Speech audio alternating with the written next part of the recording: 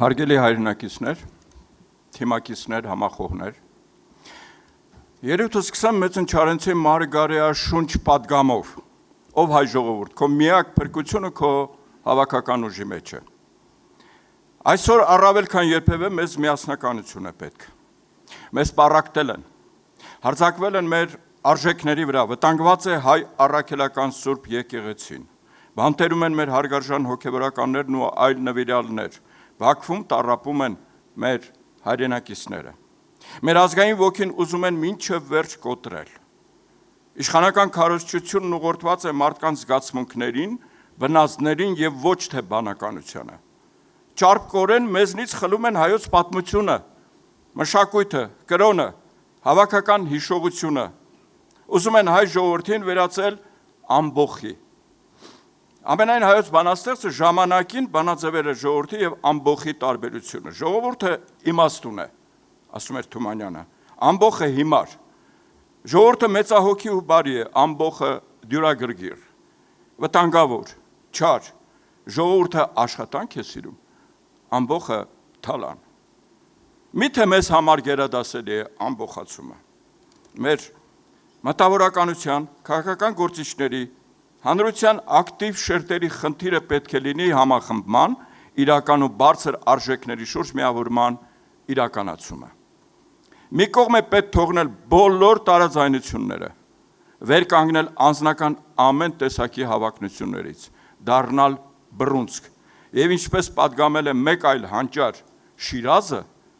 բռունցքվելն է հավերժությունը Հայաստանի։ Հայրենակիցներ, Մայր Հայաստան ժողովրդական շարժումը, այժմ նաև կուսակցությունը մշտապես հանդես է եկել պայքարի առաջնագծում։ Մենք ուզում ենք, որ մեր երկիրը խաղաղ ապրի, մեր ընտանիքները, մայրերը,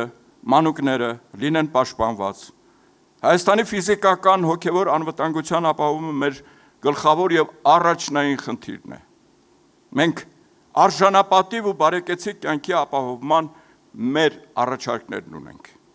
Իր ստեղծման օրվանից Մայր Հայաստանը մշտապես բարձրաձայնում է հանրությանը հուզող խնդիրների մասին,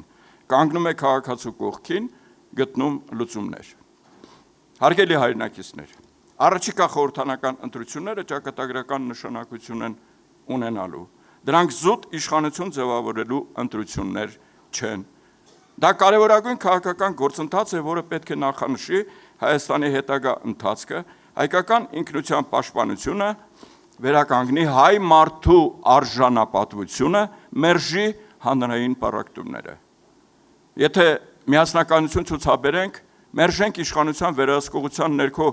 իրականացվող ապօրինի քայլերը, ապա համոզված եմ, որ հաջողելու ենք։ Կոչ եմ անում մեր քաղաքացիներին անպայման մասնակցել խորհրդանական ընտրություններին եւ իրենց քվեով նպաստել դրական այն փոփոխություններին, որն է իշխանափոխությունը եւ նոր որակի իշխանության ձևավորումը։ Հանուն մեր սերունդների, հանուն մեր ստեղծարար ընթացքի, շարունակություն հանուն ժողովրդի իրական հաղթանակների։ Համոզված եմ, դեռ կգան օրեր առավել լուսեղ, առավել պայծառ։